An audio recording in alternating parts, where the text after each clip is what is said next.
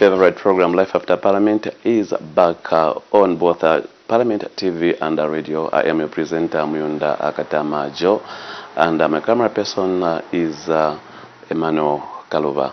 On this program, we get to speak to former parliamentarians.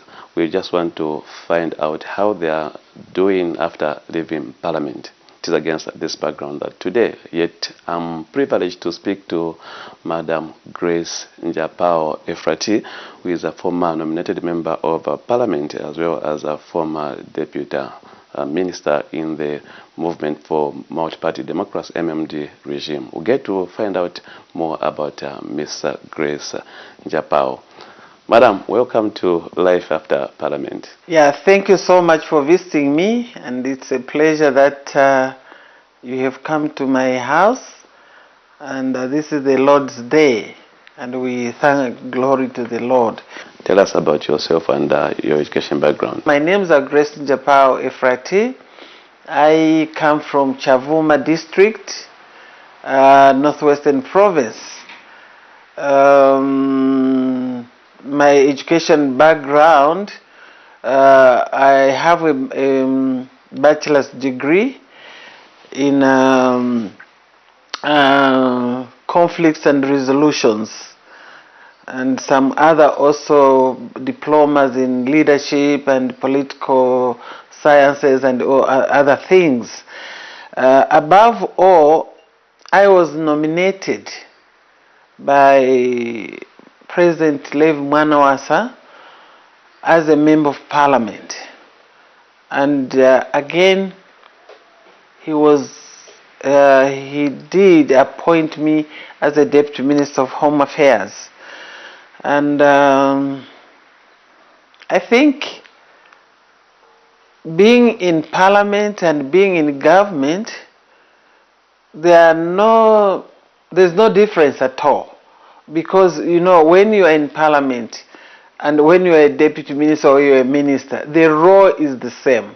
In Parliament is to talk and formalize, and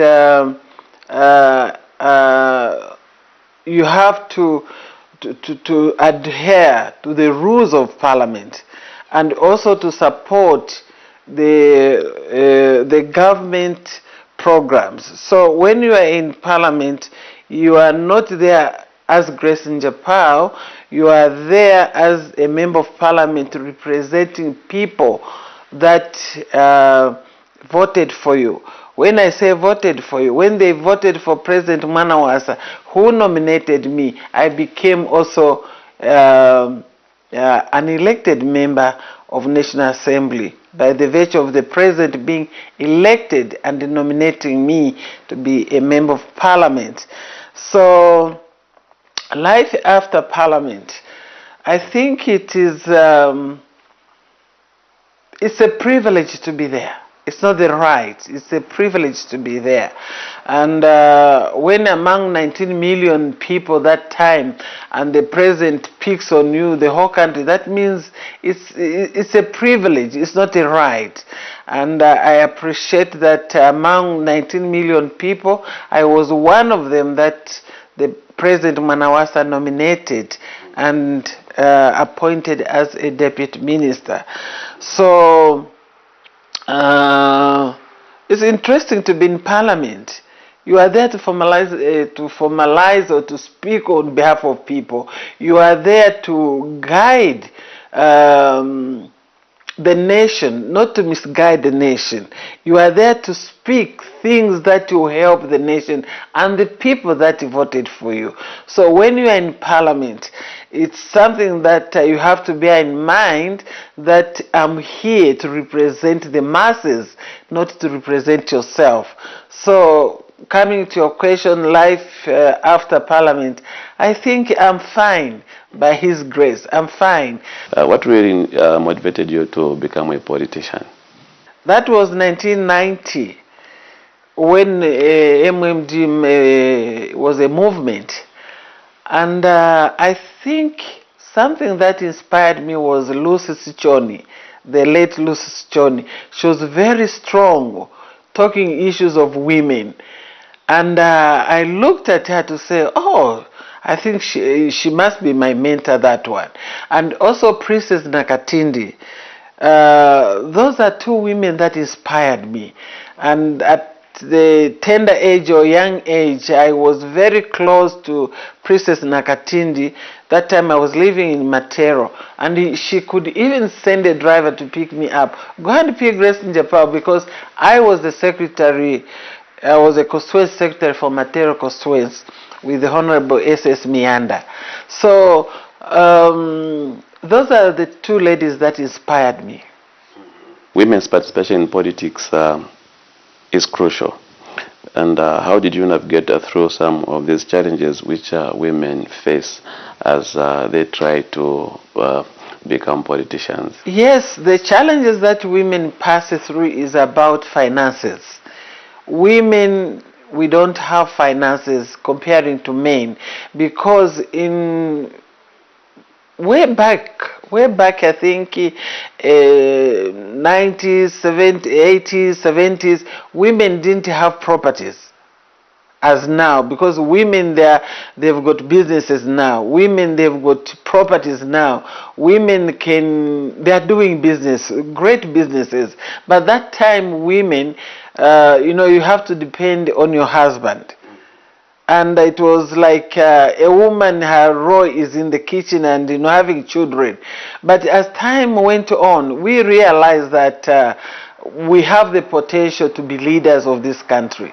So in my case, to tell the truth, I have never found any challenge, because I always work with men.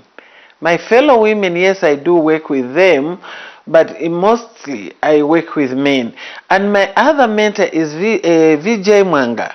He really, groomed me to be where I am today, because anything he bring me in, we want Grace to be with us, or Grace to be like this.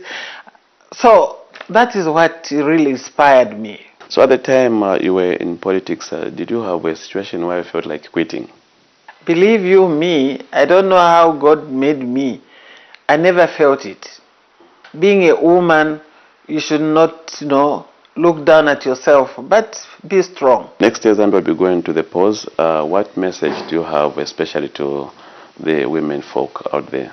Actually, I'm encouraging women to participate, both in local elections and also parliamentarian elections. You know why? You remember Beijing, we have not come closer to that. The 30% is not there. Right now in Parliament, I think there are only about 15 or 18 or 20 women. But we are supposed to be even 60, because the constituencies that we have are 156. Now you find you have only 15, 20 women, which is not right. So women must come out. No one will go to you to say you be a member of parliament. No one will come to you to say you be a councillor, a mayor, a chairperson. But we have to rise above. If we still complain to say, no, we are women, we are marginalized, we are doing this, because we have allowed ourselves to be marginalized. But when we stand up and say we are also part of this country, definitely will be there. And my encouragement is that the young people must come on board. The young women must come on board. Start from being a councillor and you rise up. What was the most rewarding piece of legislation you worked on or you helped to pass in Parliament? There were a lot of them. A lot of them.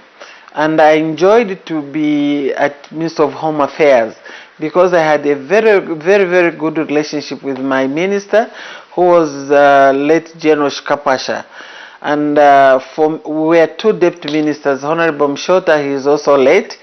For me, I find it very, very interesting, because most assignments I was the one taking them.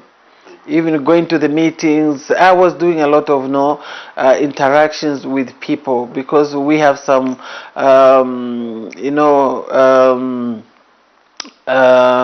committees within the Ministry of Home Affairs. So we interacted with directors and everyone, and I think we did what we could do, especially when it came to building police posts that we did, including the new one, the one which is just opposite Cabinet Office. We are the ones that signed to say we need this office to be here, the time that I was a deputy minister. And there are a lot of things that we did. About immigration, I was in charge of immigration that time. You know, I had 5 committees that I was undertaking, and also other arrangements. But it is very interesting to see that some of the things that we did while we were in MMD, they are also surfacing again, because President Kaunda laid a foundation. President Chiluba brought the democracy, and President Manawasa made sure that the economy is ticking. So, you know, all these presidents. So I'm now talking about MMD. It was really something that I appreciate. But we did a lot of projects within the Ministry of Home Affairs. Let's now focus on your legislative work. How did you receive your appointment as a nominated member of parliament, and also subsequently you were appointed as deputy minister in the Ministry of Home Affairs? Believe you me, that day there was a conference at State House. And as usual, because I was already a national trustee of the party, so we all went there, and I didn't feel anything. I didn't even know that I'll be appointed, because we were just seated there chatting. You know, the president was, and for your information, I was appointed in 2 ministries, Ministry of Lands and Ministry of Home Affairs. So the president was saying, "What is what's wrong with this woman? How can she be in 2 ministries?" Then he said, "No, I'm putting her in Home Affairs." So I was happy. I was excited. I was like, I thanked God for the appointment, because I didn't participate for it anyway. I didn't solicit for it, but it came, and that's all. Madam, how did you approach working with other members of parliament from different political parties? I think there was no difference. Yes, you are in the executive, and your friends they are the other side. But I'm one person, I think, from the background where I come from, everyone is a friend, everyone is a brother, everyone is a sister. And one time, Honorable Kapata even said, you know, in this parliament, it's only Honorable Grace NJAPAO who greets us. The rest, they don't greet us. But to me, I didn't see any difference between them and us. The difference was that I was in government and they were in opposition. But at the end of the day, we are all one. We are policy makers. So there was no difference, or there is no difference. So being the other side and the other side, I think it is just the privileges that you have, that you are this side. But at the end of the day, you are all the same. Were there any policies you wish you had more time to work on this time around if you are to go back to parliament? There are actually a lot, but I remember making sure that we have more women in police force. That time it was police force, if you remember, but they changed it to police service. And we had also to see to it that our officers must be accommodated. We must build more accommodation for our officers in home affairs. I think if you go to Kabwe, some of the houses that are still there, those are from MMD. So we did what we can do. Those are some of the policies or some of the arrangements that we were doing at that time. As a deputy minister, I was not sitting in cabinet, you know, to formalize or to discuss about issues. But I was like that when Honorable Shikapwasha leaves the cabinet office, he calls to say, people, honorable members, this is what we have discussed and this is what we have to follow. So those are some of the things, but there are many. It has taken some time. Okay, so there's this perception that members of parliament, once they are voted into office, they tend to abandon their constituencies. But people say that they have got a lot of work to do. What do you have to say as a former nominated member of parliament? That is not right. When we go for campaigns, we say we shall work for you. When we go to campaigns, we tell the people we shall be with you. Now, when you are elected, you forget about the people who elected you. That is not right. Because you need to go back to inform them what you are discussing in parliament, what will be their benefit being their member of parliament. So the most important thing is members of parliament to be going back. And by the way, every Friday you close the session in parliament. So you can go to your constituency Friday, Saturday, Sunday. Monday you don't go to parliament. It is Tuesday. So you come back on Monday. Tuesday you are attending parliament. Let's say those who are in Kaputa, perhaps it's quite far, but we must find a way that we can be visiting our constituencies. When you reflect, do you think there's something you could have done different again if you were to go back to parliament? Oh, yes. If I happen to come back to parliament, I think my style will be of more of maturity than the way we are seeing some of the things now. So what advice do you have to give to the young ones who would want to aspire to become members of parliament or even just to become politicians? They must stand up. Let them come out. But it's not about being young. It's about being intelligent. So it is being intelligent and wisdom applied. So they have the right. They are Zambian citizens. They have the right to rise and be members of parliament, be councillors, be chairpersons, but they must realize that they are going there not to show off. They are going there because they will be leaders of this country. So I has been nominated member of parliament and also former deputy minister in the office of in the Ministry of Home Affairs. How did it influence your perspective on leadership and public service? Actually, I thank God that God gave me wisdom, and I always apply wisdom. I think I contributed positively, and even advising the president. Sometimes he calls me to ask me, Honorable NJAPAO, how do you look at that? Sometimes the president looks at the caliber or the intelligence of a person. That is how it goes. And I might not done what people expected of me, but I think I tried my best. Now let's turn our focus on your post-political life. I know you are still active in politics, but just to concentrate on life after parliament. What has life been like from the time you left parliament? There's no change. Before I became a member of parliament or minister, I was already Grace NJAPAO. And I was already existing in this country. And I was doing things that was seeing me through, just the way I'm doing now.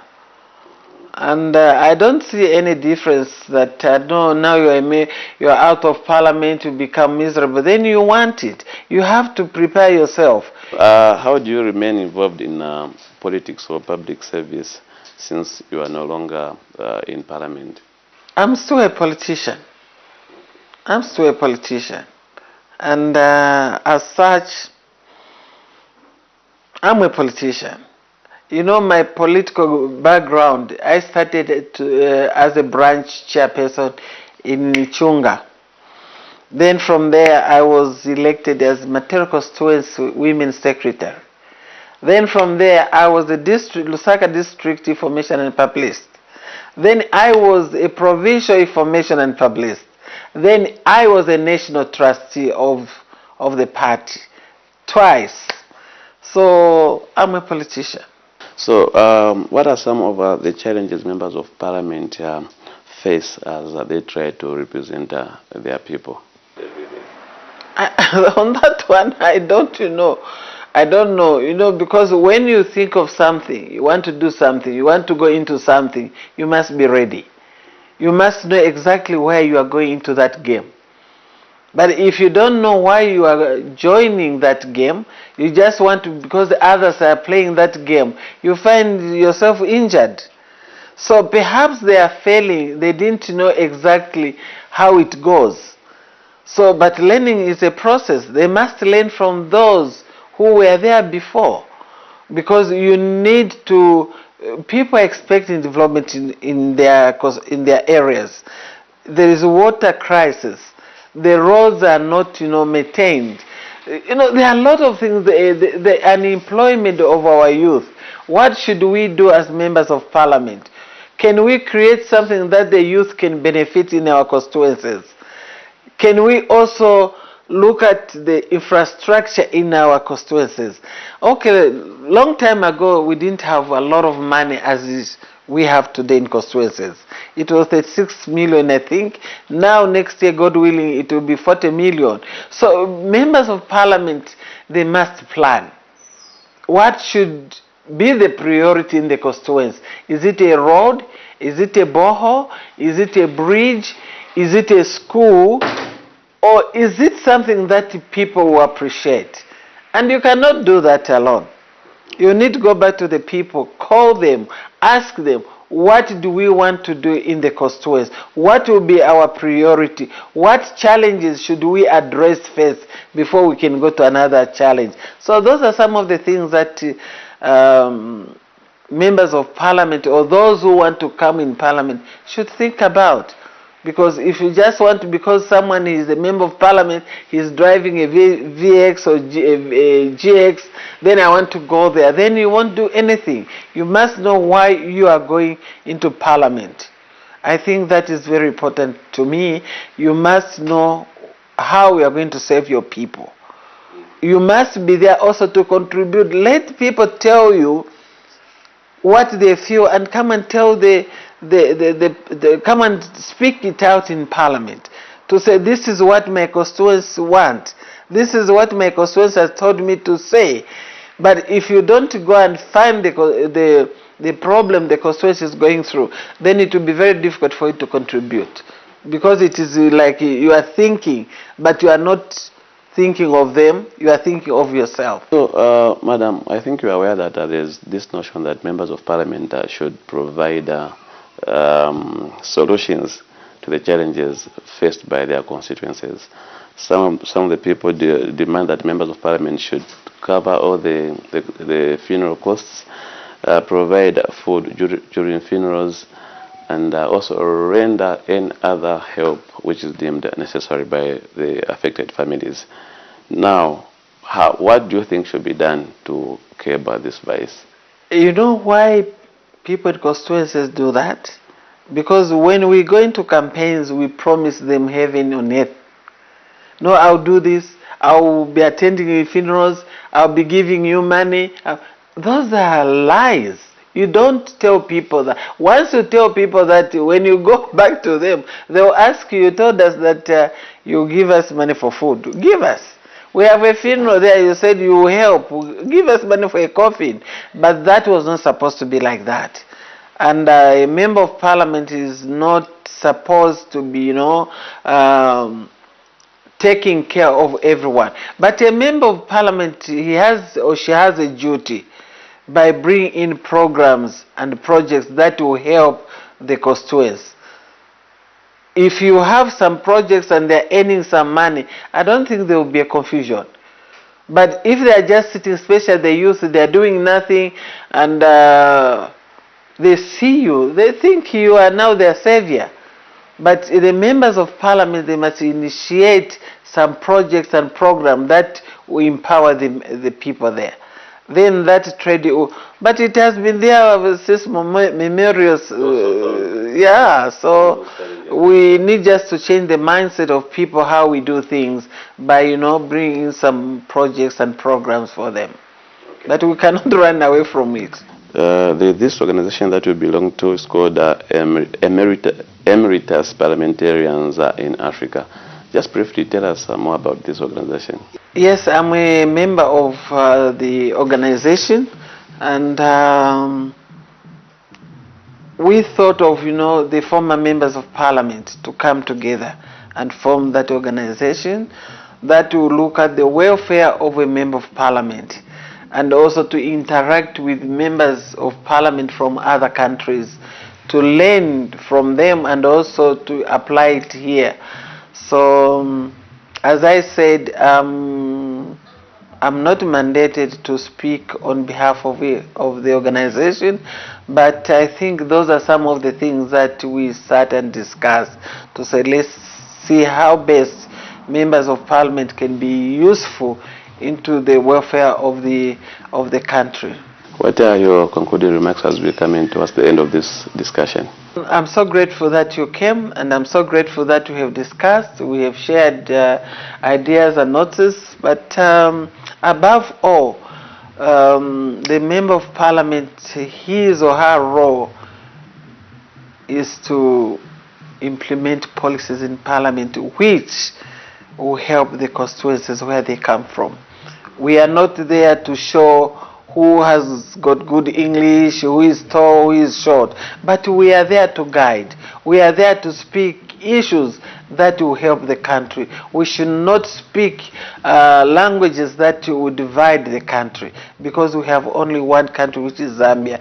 And also, when you are in a ruling party, it doesn't mean that the opposition, they cannot advise us. And also, when you are in the opposition, it doesn't mean your role is to attack all the time, but your role is to bring solutions so that the country can move as one. Thank you so much. So that's what the program could accommodate for today, and we're speaking to Ms. Grace NJAPAO Efrat, who is former nominated member of parliament as well as a former deputy minister in the Ministry of Home Affairs. I've been a presenter. My name is Joe Muyunda Katama, and my camera person was Emmanuel Kaluba. Continue listening and watching Parliament TV and radio as we continue to bring Parliament closer to you.